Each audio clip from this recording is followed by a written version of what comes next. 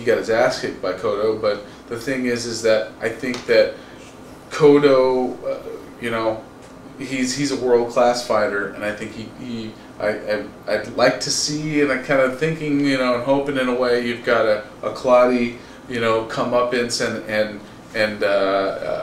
that happens. But I really could see a unanimous decision, a close, and maybe split. Maybe it's closer. I'm thinking it's going to be a real close fight, but I definitely see Cotto. You know, and Cotto doesn't have the best chin prior to Margarito, okay? Right.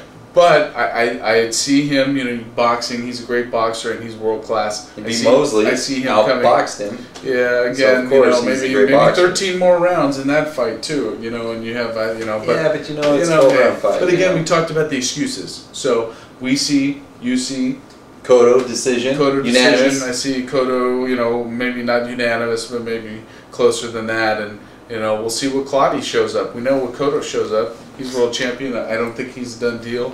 I think that he's seeing this as hey, this is the next big stepping stone to Pacquiao and big time money.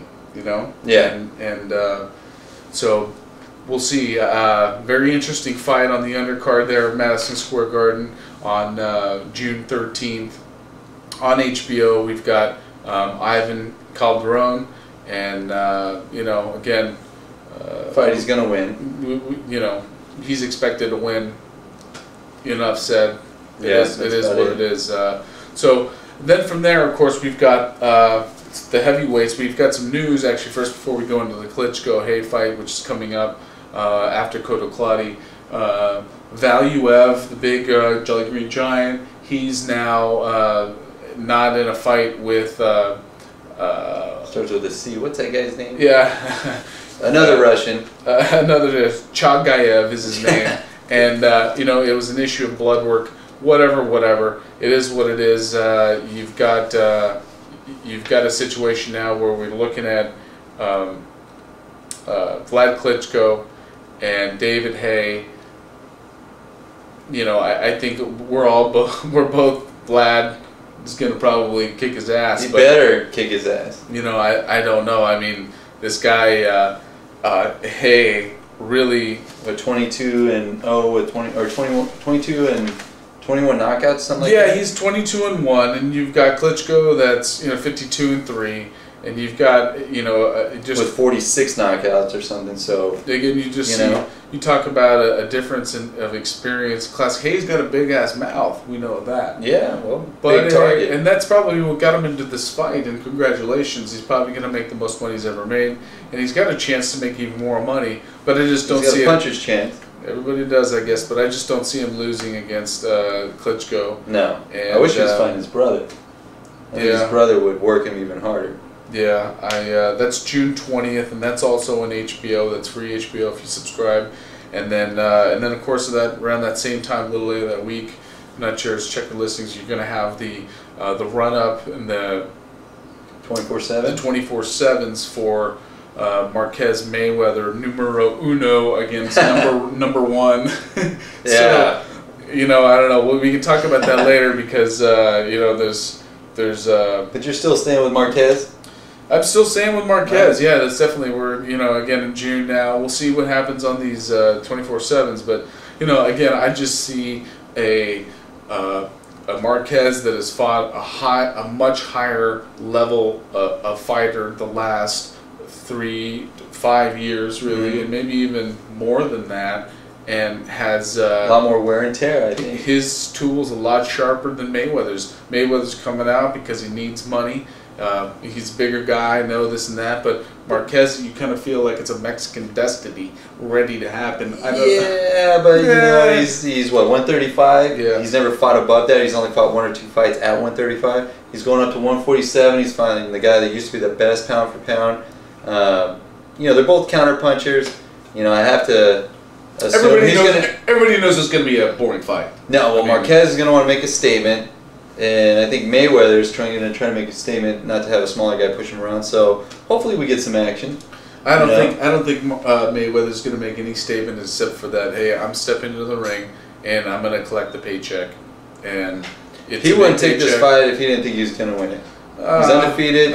He's smart enough to know that being undefeated is his ticket. If he loses, he's not going to make any money down the road. Yeah, I don't know. He's going to make money, but he's going to win. He thinks he's going to win, and he probably look.